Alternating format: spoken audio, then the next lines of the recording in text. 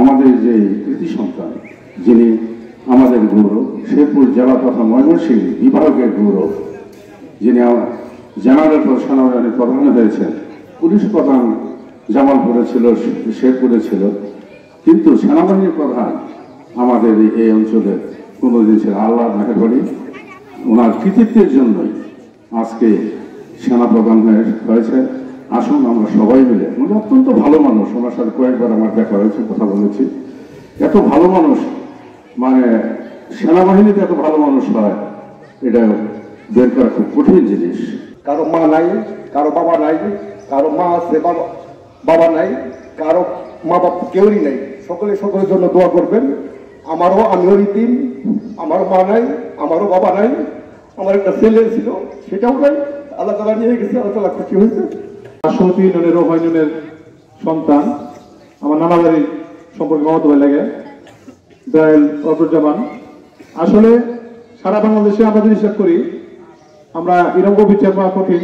তার যে মন, সে সারা বাংলাদেশের মসজিদ মাদ্রাসা, আমাদের বিশেষ করে চন্দ্রকোনা ইউনিয়নে প্রায় 7টা মসজিদ করে দিচ্ছে, একটা মাদ্রাসা করছে এবং আরো করবে।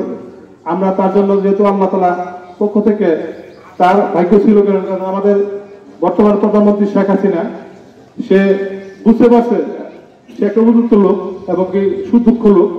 সেনাবাহিনী প্রধান, দেশ কিন্তু চালায় সেনাবাহিনী দেশের সিকিউরিটি। কিন্তু যাই হোক, আমি মনে করবো যেহেতু আজকে আমাদের অবরুজ্জামান সাহেব সে দায়িত্ব নিচ্ছে আগামী 3 বছর জন্য, সে যেন এই 3 বছর সুন্দরভাবে আমাদের বর্তমান সরকার শেখ হাসিনা, মাননীয় প্রধানমন্ত্রী শেখ হাসিনার সাথে মিলেমিশে দেশটাকে সুন্দর চালাতে পারে।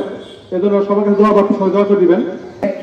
আমি ওনার পরিবারের একজন নিকট আত্মীয় হিসেবে আমার বাড়ি চলবো, আপনারা সবাই জানেন। জনাব ওয়াকারুজ্জামান সাহেবের মা মিসেস বদরুন্নেসা, ওয়াকারুজ্জামান সাহেবের দাদি মিসেস বদরুন্নেসা এবং আমার দাদা মরুনুল হক চৌধুরী সুদর ভাই বোন ছিলেন।